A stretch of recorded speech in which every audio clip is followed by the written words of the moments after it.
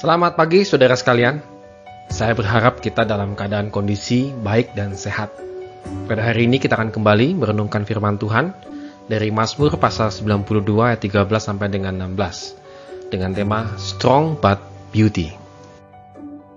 Orang benar akan bertunas seperti pohon korma, akan tumbuh subur seperti pohon aras di Libanon. Mereka yang ditanam di bait Tuhan akan bertunas di pelataran Allah kita. Pada masa tua pun mereka masih berbuah menjadi gemuk dan segar, untuk memberitakan bahwa Tuhan itu benar, bahwa Ia gunung batuku dan tidak ada kecurangan padanya. Saudara sekalian, mengapa pemazmur mengandaikan bahwa dia seperti pohon korma yang tumbuh di bait Allah? Saudara, ada beberapa keunggulan daripada pohon korma itu sendiri. Yang pertama, bahwa pohon korma harus tumbuh subur di padang pasir, alam yang ganas. Jadi dia tumbuhnya itu bukan di daerah-daerah yang sejuk gitu ya, yang enak, tetapi daerah yang ganas, yaitu khususnya di padang pasir. Dan pohon korma memiliki akar yang sangat dalam, sebab dia harus mencari air sampai sejauh sedalam-dalamnya, begitu ya, untuk menjadi sebagai sumber makanan dan kehidupan bagi dirinya. Pohon korma tinggi menjulang ke atas dan kokoh. Jadi artinya dia memang tidak meliuk-liuk, dia tinggi menjulang ke atas dan kokoh, pohon korma. Dengan memakan 5 butir buah korma, manusia dapat bertahan hidup sehari. Wah, ini luar biasa ya.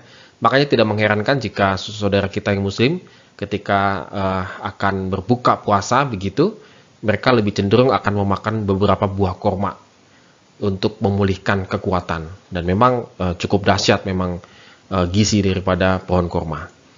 Dan pohon korma itu adalah lambang keindahan dia. Kalau kita lihat di 1 Raja-Raja 6:32, kemudian Ulangan 34 ayat ketiga, dikatakan bahwa pohon korma dipakai untuk menghiasi bait Allah. Dan juga kota Yeriko itu juga sering dikaitkan dengan kota korma, dengan keindahan-keindahan pohon korma di dalam kota Yeriko. Nah, dari situ pemazmur lalu kemudian mengkaitkan dirinya bertunas seperti pohon korma. Saudara, artinya bahwa pohon korma akan terus bertumbuh dan bertunas di dalam segala situasi.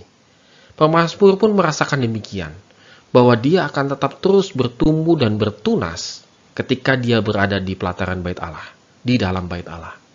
Jika pohon korma bertumbuh dan bertunas di pasir dalam keadaan bagaimanapun, maka pemazmur juga mengatakan bahwa aku tetap bisa bertumbuh dan bertunas dalam segala hal, dalam segala situasi, dalam segala musim. Dan karena ia akan selalu dekat dengan sumber mata air. Jadi saudara, pohon korma itu pasti dekat dengan sumber mata air. Para pengembara di padang gurun akan sangat senang kalau dia melihat pohon korma, bertemu pohon korma. Kenapa? Karena pasti tidak jauh dari pohon korma itu akan ditemukan mata air. Jadi saudara sekalian, bahwa pohon korma ini tidak hanya bertahan di segala musim, tetapi dia juga sebagai penunjuk ada mata air di dekat hidupnya. Pemazmur saya rasa juga merasakan demikian, bahwa bagaimana caranya dia bisa bertahan di segala musim adalah satu-satunya dia harus bertahan di dalam bait Allah, dekat dengan sumber air kehidupan. Bahkan bisa menjadi petunjuk bagi orang lain bahwa aku bisa menghadapi segala musim hidupku karena aku dekat dengan Tuhan. Oleh karena itu saudara, kita bisa bertahan, bertumbuh dan berbuah kalau kita mencari air kehidupan, yaitu Yesus Kristus. Saudara, mungkin pada saat ini musim yang sedang kita hadapi adalah musim yang tidak menyenangkan, saudara. Musim pandemik COVID-19. Karena itu menghantam segala lini kehidupan, baik itu pekerjaan, baik itu usaha, baik itu kehidupan sosial dan lain sebagainya. Ini sebuah musim yang tidak menyenangkan. Tetapi mari kita belajar seperti pemazmur. Ketika dia melewati berbagai macam musim, maka dia berada di dalam bait Allah. Dan dia dekat dengan sumber kehidupan, yaitu Tuhan Yesus Kristus.